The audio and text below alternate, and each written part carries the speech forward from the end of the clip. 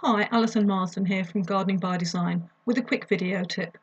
This one on pruning late spring flowering shrubs.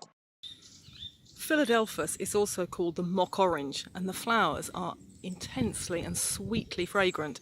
So if you pass one by, do go up close and stick your nose in and have a bit of a sniff, watching out for bees.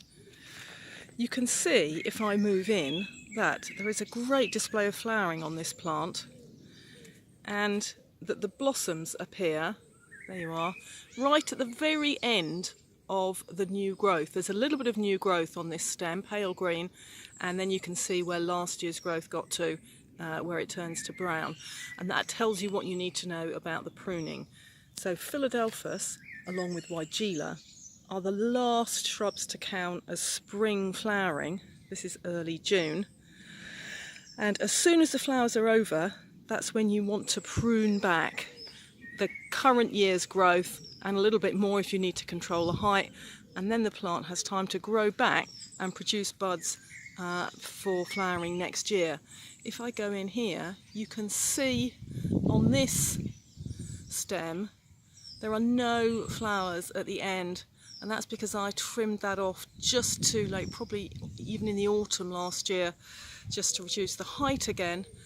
And unless the stems grow and mature through the current summer, that's when you do not get flowering. So prune straight after flowering. I shall return in a couple of weeks once the flowers have faded and I've had the joy from this, and give it a good haircut. Certainly back to where it was last year. That's going to be between 40 and 50 centimetres all around, and then it will happily sit there through the summer. So you control the size of the plant and get flowers every year.